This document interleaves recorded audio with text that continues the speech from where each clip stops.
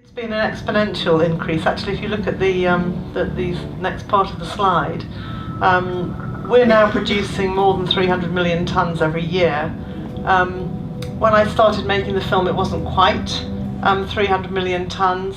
5 years in, it had already gone above 320 million tonnes. The amount estimated to go into the oceans is 8 million tonnes a year. And a colleague of mine decided to look what the global production was when he was born in 1961. And in 1961, global production was 8 million tonnes.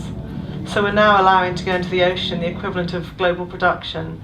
If we carry on producing plastic exponentially and allow what we're producing now to go into the oceans every year, then we are really seriously going to be in trouble. And that's why I want to address this now. It's so important, and we can do it. Totally believe that.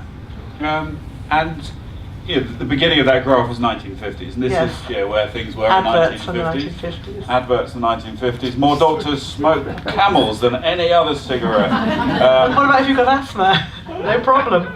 Yes, so things have changed somewhat since 1950. We've learnt a lot. So why haven't we learnt about plastic? Well, there's worse to come, actually. If your baby was crying too much in the night, no problem, you feed it opiates. And of course we've all learnt about Distaval, that's thalidomide. And this is when DuPont first came out with cellophane. This is how they decided to advertise it. Which, we've learnt all that now. But at the same time, sorry? Some of us have. Has anyone been born in a bag? Oh, one of my granddaughters. We'll come to them in a moment.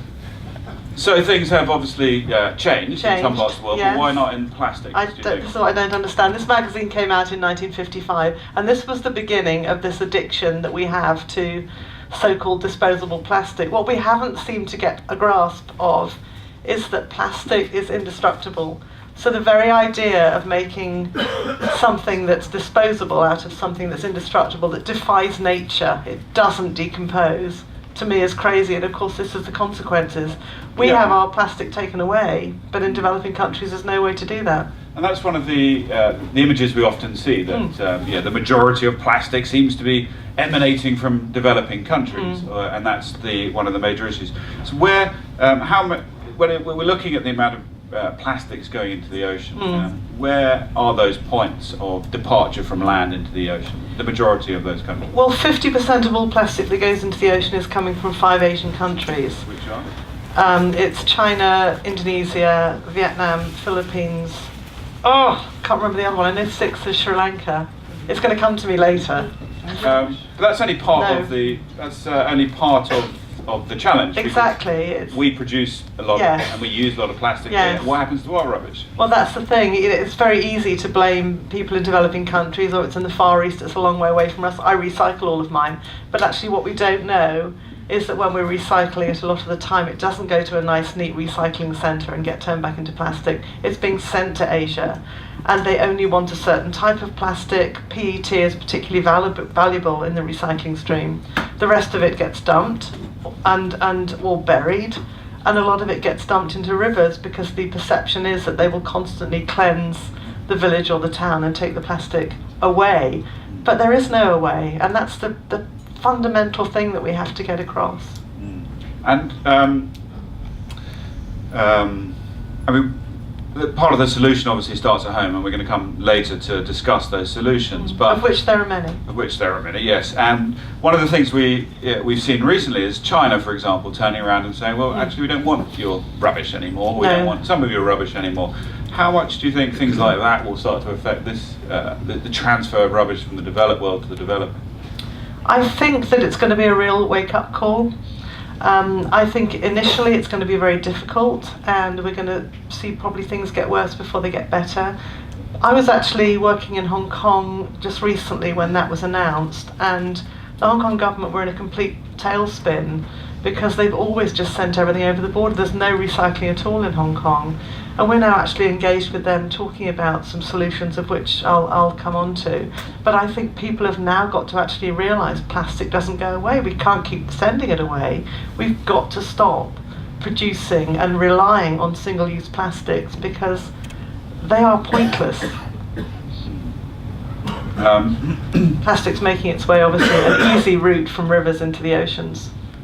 Yes, and this is an image which many of us have seen, I think. This actually came from the film. Oh, did it? Uh-huh. The whale shoot. And the plastic ends up in the ocean, and it starts getting ingested by animals. The animals obviously can't tell the difference between what they should be eating, and things like the manta rays, one of my favourites, they just open their mouths and take it all in and filter what they need, and they have no reason to suspect that what they're filtering is going to be something that they can't, won't nourish them. And I put this slide in because I want to make it very clear I'm not anti-plastic. Plastic has actually saved nature in many ways. So much furniture and furnishings are made from it now. We would have cut down an awful lot of trees if we were still making all our furniture out of wood. And even single use has its place. This baby was actually born almost 3 months early, and she was born into a plastic bag. And she was breathing through single-use plastic. She had medication fed to her. Her food came through single-use plastic that could be changed all the time. She's actually one of my granddaughters, and she is fine. But I actually thank plastic. Yeah, she is. I thank plastic probably for her survival. And 1 year later, her little sister was born. Exactly the same scenario. So I'm thankful for it. But also, if you think our glasses and hair combs and things like that used to be made from turtle shell, there's all sorts of reasons why plastic is great. It's just we shouldn't be making disposable items out of it because it's really not disposable. So what was the trigger that inspired the film for you? Seeing things like this, one of our cameramen had been working out at Midway Island doing a natural world shoot and brought back a jar of these plastics that these are LaysanAlbatross. They live on Midway Island. The parent birds are picking up things from the surface of the ocean, maybe 1,000 miles away, and they will go for something that reflects the light, like a little cuttlefish or a squid or little fish, scales reflecting. And they have no reason to think that what they're picking up wouldn't be food. And they put it into the crop so it doesn't digest. It's like, I call it like a shopping bag. And then they deliver it to the babies that they've got in their nest, and these babies are just filling up with plastic. What I've got here actually, which I'll happily pass round, this is the stomach contents from a 90-day-old albatross chick. These are the entire contents from one baby, and what Oliver's passing around there is all different items that have been found in albatross. And actually, Oliver, if we show the next slide, these ones, if they're laid out, this is all of the contents from one baby, and these are different things that have been found. I think the one that gets me the most here is the printer cartridge, because I couldn't swallow that. I'm sure nobody here could. And yet this little baby bird managed to. And it's not just the fact that they're filling up with food that gives them no nourishment, so they're dying of starvation, but actually the ones that even only get a bit of plastic, the plastic is often very sharp. So when you open a dead bird, there's often serious ulcerations going on and stomach bleeding. And we use the albatross to tell the story because you can actually recognise the kind of things that are being fed to it. But 98% of the seabirds around here, the fulmars that we find, have been eating plastic, and it's a massive, massive proportion of seabirds that do. And this is the plastic continent, the Great Pacific Gulf. This is something else that got me thinking about it.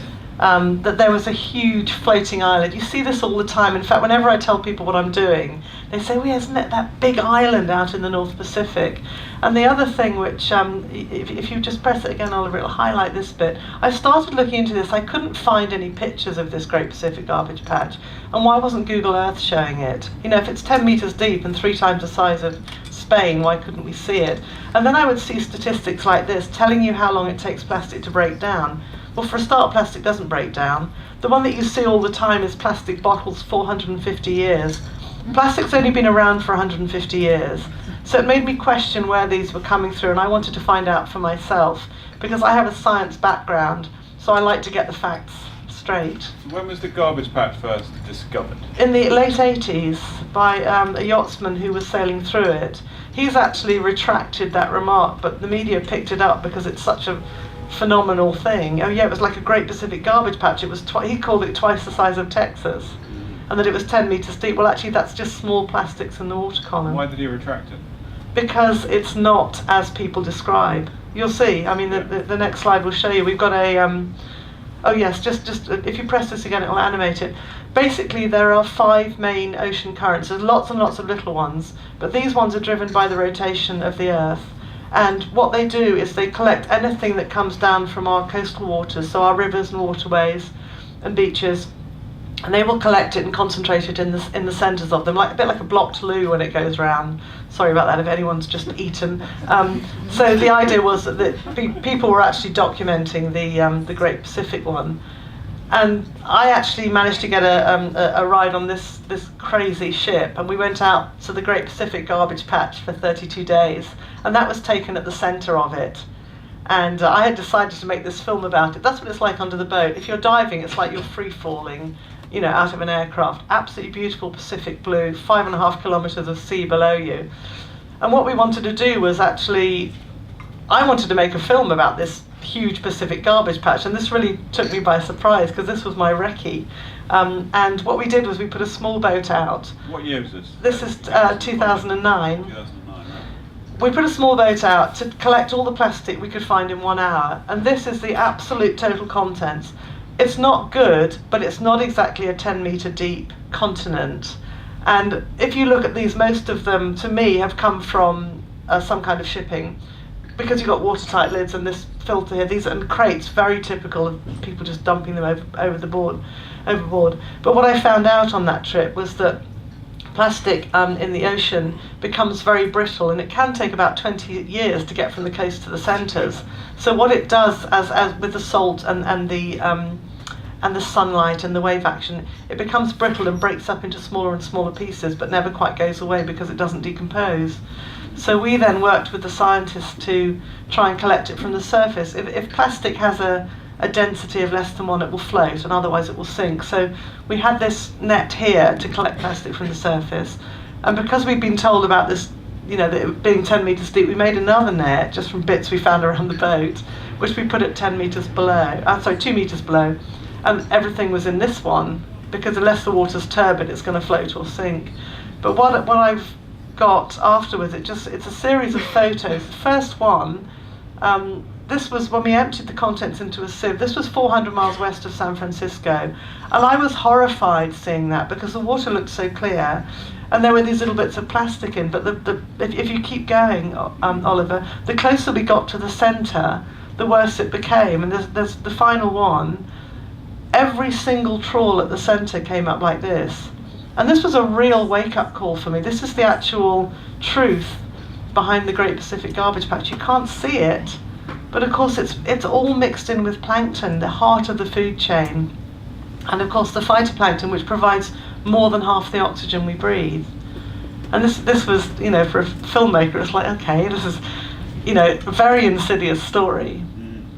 But how did you feel when you discovered this? Because this was well, I was you went out shocked. to discover something, yes. And you discovered something else. Yes, and it was a case of how on earth do I do it, because it's a bit boring. Well, how do you tell a story about that? You do it on the radio. So I then sort of think, okay, what feeds on plankton? Well, obviously the most charismatic animal on the planet, and we'll come to that. But because plankton being the heart of the food chain, studies have been done since. This is one from Exeter University, where they fed plankton with its normal food and with plastic. The plastic's labelled, and it quite happily didn't distinguish between them. So we know that the plankton is being the plastic is being eaten by plankton, and any small animals will feed on that as well as the large ones. And then I've got a couple of slides here. This one of my favourites that we see off Cornwall. I don't know if anyone's ever been in with basking sharks, but they're brilliant. They're at 4 metres long and they play chicken with you with their mouths open. It's like, I'm a shark, and you're going, yeah, but you've got no teeth.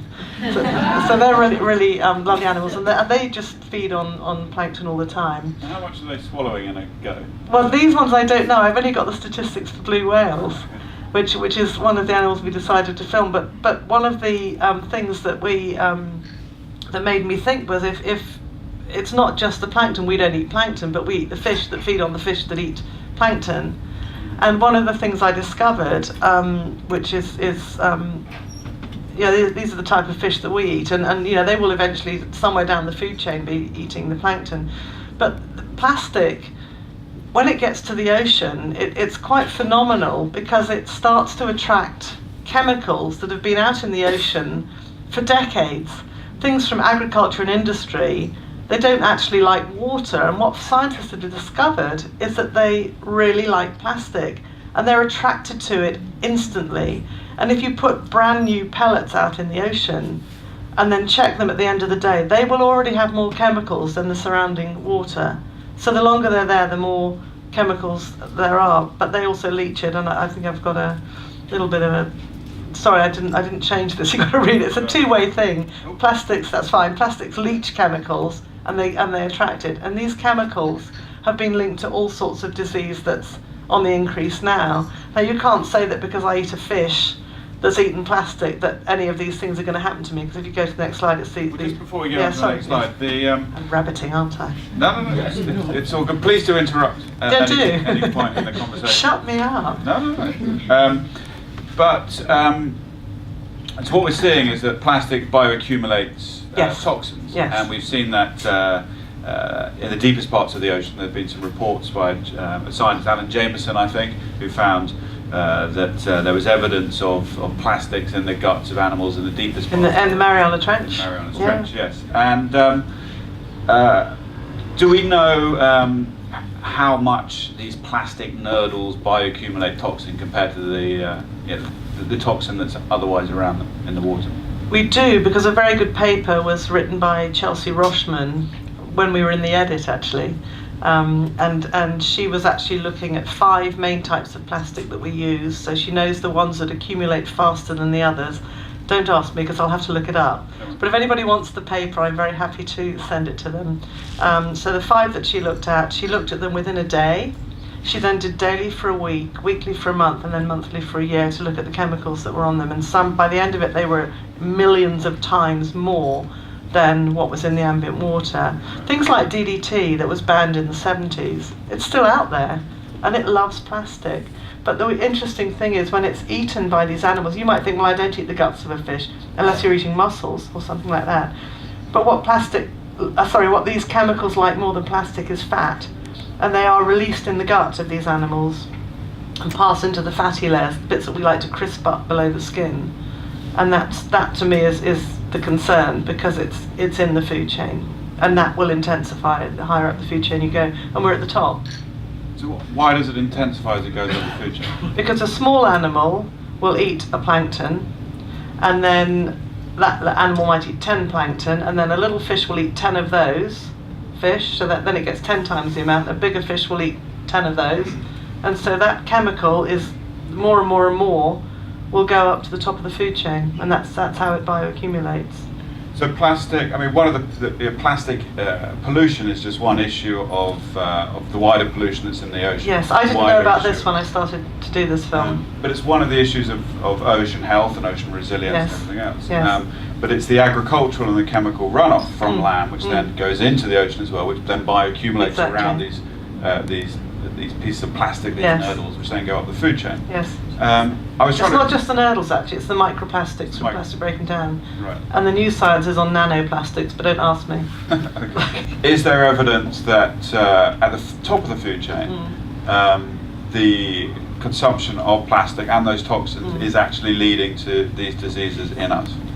That's the hardest thing to answer, and it was something that we came up with time and time again in deciding how to actually write the story behind this. We can't say that if I ate a fish 10 years ago that in 20 years' time I might get cancer because that fish had been eating plastic. You can't do experiments on humans with toxins. So all we know is that those chemicals have been associated with these diseases in laboratory animals. Those chemicals are carried by and released from plastics. If we eat them, I guess we need to take some kind of precautionary approach. And to me, it's enough to make us stop using plastic as if we can throw it away. But research is ongoing in this area? Absolutely it is. And so you set off on the journey to make this film. So I had to think about, when I came across this story and thought, how do I do it? It was then a case of, right, what feeds on plankton? And obviously the most charismatic animal on the planet, the blue whale. I contacted a friend of mine in Hong Kong, you might know, Lindsay Porter, said, "Are you doing anything on whales at the moment?" She said, "Yes, blue whales off Sri Lanka, blue whales and pygmy blue whales." And what she was planning to do was to actually dart them, to take a little piece of blubber from their skin, because from that blubber you can find out whether they've got these chemicals in their system that have been related to plastics. And so yes, we went to Sri Lanka. We had all sorts of problems when we got there. First one being that after 2 years of giving us permission to dart them, they removed the permission the day the crew arrived. It was like, and then the whales, there were whale watching boats everywhere, and to get camera crews in the water with these whale watching boats buzzing around was just madness. And then the tsunami happened, and the whales completely disappeared for 12 days, and we only had 14 days there. And so any footage that's in the film happened on the last day. My thought is that the whales, the tectonic movement moved offshore, and then we were literally about to go. We were taking the cameras out of the housings, and Lindsay suddenly shouted out, "There's whales."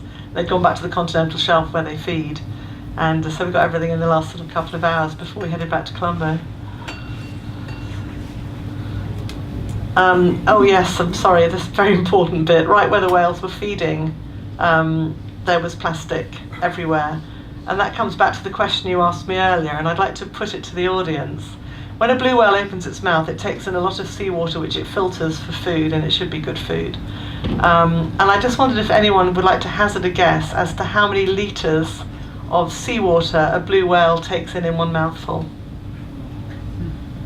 100? You reckon 100? Anybody else? We're going to go higher. 5,000? Higher? 5,000? Higher than 5,000? How many? 10,000. You said 1,000. It's 75,000 litres. So you imagine how much of this they're taking in to feed on.